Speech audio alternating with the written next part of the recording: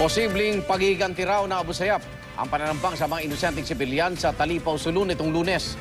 Nagbibigay raw kasi ang mga residente ng impormasyon sa mga otoridad tungkol sa mga bandido. Paano naman kaya mapoprotektahan ng lokal na pamahalaan ang mga residente habang tumutulong sila na makamit ang kapayapaan? Saksi si Jiggy Banikat. Kalubos-lubos ang lagay, ang ilan sa 23 patay. Lasog-lasog ang katawan dahil sa tama ng bala. Ultimo, 2 batang sakay ng isang jeep, walang awang idinamay. Ganun din ang pinakamatandang biktima, lolang 60 anyos. Ang video ito, kuha ng mga unang rumisponde ilang sandali lang makalipas ang pag-ambush ng Abu Sayyaf sa mga residente ng barangay Kahatian sa Talipao, Sulu, Lunes ng umaga. Sino magkakalang trahedyang kakauwian ng pagbiyahe nila sa Karatis Barangay para magsaya sa Hari Raya Idul Fitr o pagtatapos ng Ramadan. Ang 3 nakaligtas nagpapagaling pa sa ospital dahil sa mga tinamong sugat. The youngest casualty is 9 months old. Ang isang matinong tao, miski nakalong galit niya, hindi niya maiisip bumarel kung may kasamang 9-month-old na bata.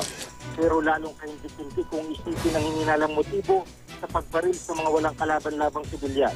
Parang pinagdiskitahan itong mga kapatid natin sa labas, yung mga tao sa community, kasi we are strengthening community participation sa barangay level, sa community level, para kahit sa information man lang, magbibigay sila sa local government. Mga residente nga naipit, sila ang pagtulong daw nila para magbigay ng impormasyon tungkol sa aktibidad at lokasyon ng mga bandido ang naglagay pa sa kanila sa panganib. Ano ngayon sa Abu Sayyaf? Kailangan nga bang parusahan ng mga residente ng tanging nais ay may balik ang kapayapaan sa lugar na pinagputaan ng mga bandido kasunod ng sipadan hostage taking. At para sa lokal na pamahalaan, paano naman kaya nito poprotektahan ng mga residente tumutulong na nga sa kanila para masupil ang Abu Sayyaf?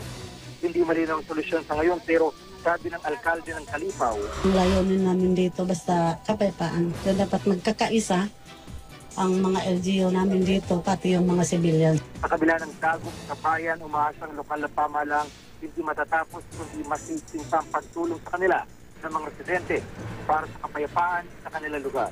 Mula sa Sulu, ako si Jiggy Banikat, ang inyong saksi.